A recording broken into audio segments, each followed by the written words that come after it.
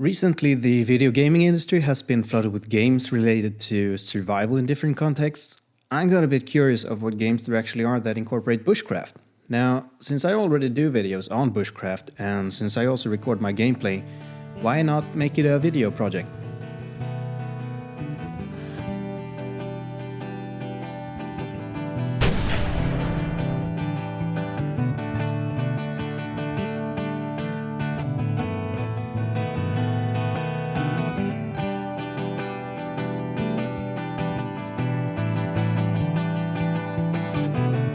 I've been thinking for a while about what purpose a video about bushcraft and video games could serve. I thought that if I aim it mainly at the bushcrafter that don't know much about video games, but also at gamers in general that may not know to what degree they do bushcraft while playing, then perhaps there could be someone with a foot in either community that finds new interesting stuff to do. Other than that though, it's mostly an excuse for me to make some videos. I'm gonna pop a disclaimer right here though. I'm not saying that video games are some sort of replacement way of doing bushcraft. There really is no virtual substitute for trying out skills or to experience nature in real life. What I do claim though is that games can be awesome learning grounds. There really are some bits of knowledge in there that can be of use out there in the bush. To be sure though, the games I present here are neither camping simulators nor clear-cut instructions on specific skills, but there are aspects to them that very much appeals to me as a bushcrafter. Anyway, the stuff I've been looking at are mostly first-person shooter-style games. As a general consumer, you would probably be most familiar with first-person shooters such as the Battlefield or Call of Duty series. Whereas those games focus mainly on gunplay, survival titles are slower paced and have different game mechanics that gives you opportunities to do maybe more everyday things. Things like fishing at a pond, cooking some rice, or felling a tree. You catch my drift. Those are the kinds of game mechanics that I want to connect to the virtual bushcraft experience. I'm gonna be talking about the most important or more obvious bushcrafty aspects of video games here. I mean, if we're talking semantics, you could probably make anything bushcraft related by stretching the meaning a bit. I have sifted through some games looking at the stuff you can do. I then arranged what I found on sort of a spectrum ranging from proper learning of actual skills to playing bushcraft on the computer on the other hand. That bushcraft video game connection is what I'll try to convey in this video. In later videos, my plan is to look at specific games in detail and at what they allow you to do.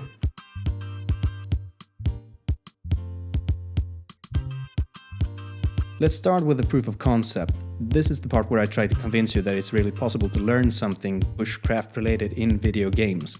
On the left end of the spectrum, the games offer learning of very concrete skills that should allow you to be okay going into the real bush and softly trying it out afterwards. I found that the navigation aspect of video gaming really can translate well into the real world. This is a place to go if you, for example, have a hard time getting out to places where you can try orienteering but still want to learn how to get around. My favorite are the possibilities offered in the Arma series. First off are the maps. They are different from game to game in level of detail and usefulness, but in Arma the maps are very detailed for a video game and contains all we really need for a starter course in navigation. There's a 100 by 100 meter grid, there's elevation curves, differentiation between types of roads, there are well-defined legends, and so on. The other thing is that it's also very large. This particular one called Altis is 270 square kilometers and packs different terrain, town, roads, industrials and ocean. To navigate all this, there are some real-world skills you can learn to use. First off, we have the USGI compass. There's a degree scale on it along with a mil scale for precision. Given this one is a virtual compass that is stationary on the screen, we can still use it pretty well. The sight works well and can be used to find waypoints like a tree or maybe a mountaintop, say 300 meters in some given direction. Since pace counting works in game, and because I know 100 meters are about 32 paces at normal running speed in Arma 3, it should be 96 paces onto that target I'm going for.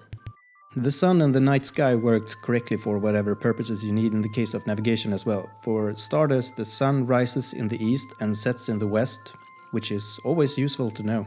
And in the northern hemisphere, if you point the hour hand of your watch at the sun, then bisect the angle between the hour hand and 12 o'clock, you'll get the north-south line. West will be the side pointing away from the sun. I happen to know that this map is based on a Greek island. That puts us on the northern hemisphere but awfully close to the equator. Therefore, this trick only works early or late in the day in Armor 3. That is how close of a representation of the real world it is in that aspect. Since this is in the AM, that means south is in about this direction.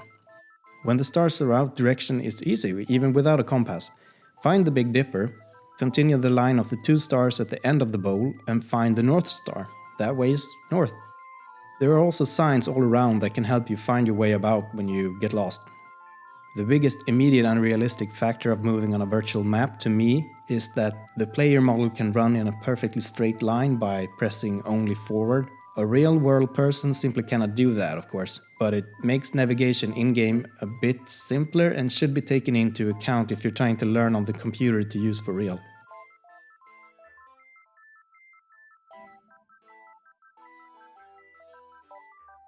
In the middle of the spectrum, the skills to learn do not have that real-world connection to as much of a degree. About plants in-game, for example, there seldom are plants based exactly off of real-world ones, but the potential is very much there.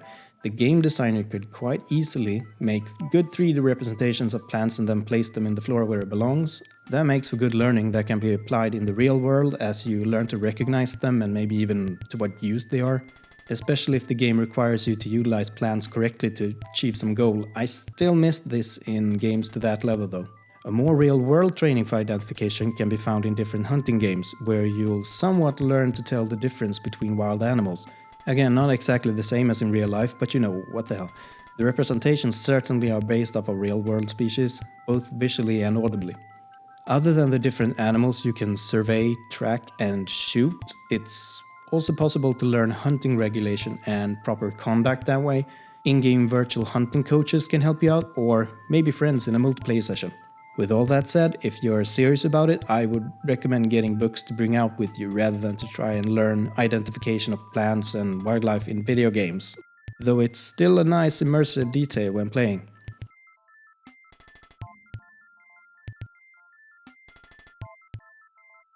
While we're still somewhere in the middle of the spectrum, let's look at a couple of concepts of bushcraft as game mechanics to learn. All the survival games have some sort of game mechanic that requires you to keep track of your intake of fluids and food. If you don't eat and drink, you will of course end up in a bad situation. Sometimes these two concepts are even directly connected to how much work you do in a game rather than just simply a time factor. If you run around a lot, you will burn energy faster and lose more fluid.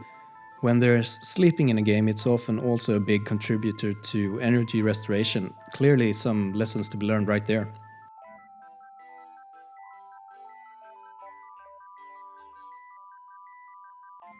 The concept of core temperature is also used in video games, not as common in games or as big of a factor at least as it would be in the real life bush on a cold night. Some games though can be modified or modded to be more of the big deal it should be.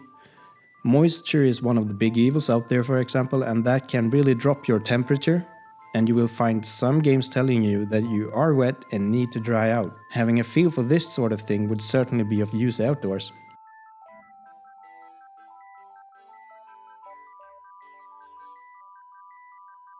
At the right-hand end of the spectrum, it's just about having that bushcraft kind of experience in a video game.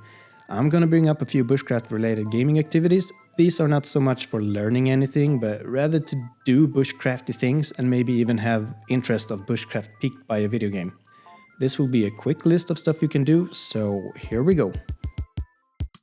Pitch a tent, light a fire, make a backpack, forage, hunt, cook meat on an open fire, fish, shooting arrows, build a lean-to, skin small game, being rained on, ride a raft, smithing, tanning, sleeping in the bush, stalk wild game, read a map, look at spruce trees, lose stuff in the dark, look for campsites, harvest greens, and of course, let's not forget that walking. The walking. And the walking.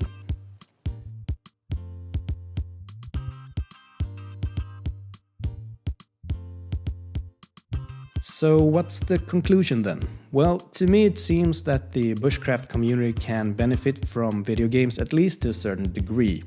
For myself, I certainly enjoy video games with a connection to something that is such a big part of my lifestyle. If you're already into both Bushcraft and gaming but miss the connection between them, then I cannot recommend enough for you to try some titles I'll list here. You already have the skill set to get into the more hardcore survival games. If you on the other hand are a bushcrafter that want to see more of what experience the gaming community can offer, get onto YouTube and check out what some of the content makers I recommend put out there, or stay tuned for the Bushcraft gaming videos that'll come out on this channel. From there you should be able to fully appreciate what I've been talking about. Well, that about wraps it all up. Here's the list of video games I urge you to check out for starters. I've used clips from some of them in this video and I put a text in each clip so that you can check what interested you the most. There is of course a more detailed list in the video description, and as I indicated, I will post videos here where I explore the Bushcraft connection to each of my favorite games. I'm thinking of keeping it one game per video. I'm always interested to find new, old or upcoming games to Bushcraft. Since this is an exploration for me, I would very much appreciate tips of where to look. If you have one in mind, don't hesitate to put it in the comments. Thank you for that. With that said, stay cool and keep warm, brothers and sisters.